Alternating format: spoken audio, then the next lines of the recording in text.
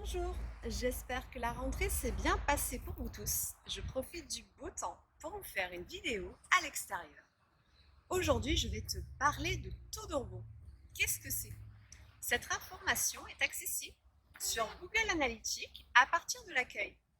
Le taux de rebond, c'est un pourcentage qui représente la partie des visiteurs qui n'ont visité qu'une seule page sur ton site internet et puis qui repartent. Un taux de rebond élevé signifie qu'une grande majorité de tes visiteurs ne visitent qu'une seule page. A l'inverse, un taux de rebond faible montre que les visiteurs vont parcourir d'autres pages de ton site et ne s'arrêtent pas à une seule. Mais que font les visiteurs qui rebondissent? Un rebond ne signifie pas toujours que l'internaute ferme son navigateur. Ce rebond est aussi pris en compte si l'internaute a laissé son navigateur ouvert pendant une grande durée. Il est configuré à 30 minutes par défaut. Analysons son taux de rebond. On entend souvent parler qu'un taux de rebond élevé est significatif d'une mauvaise performance du site internet, puisque le visiteur, au lieu de se rendre sur les autres pages du site, va tout simplement arrêter la visite.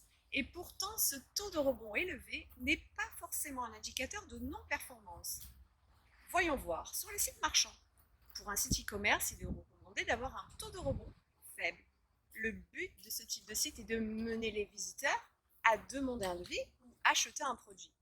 Mais il faut aussi prendre en compte qu'un potentiel acheteur a besoin de se renseigner et de voir l'offre sur différents sites avant de passer à l'action. Sur un site éditorial, tu possèdes peut-être un site éditorial ou un site sur lequel tu écris des articles.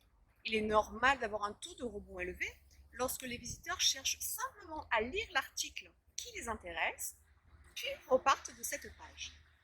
Certaines personnes aussi se rendent sur un site internet et ne visitent qu'une page pour accéder aux informations, pour contacter tout simplement l'entreprise par un autre moyen, par téléphone, pour se rendre sur place ou par le biais des réseaux sociaux.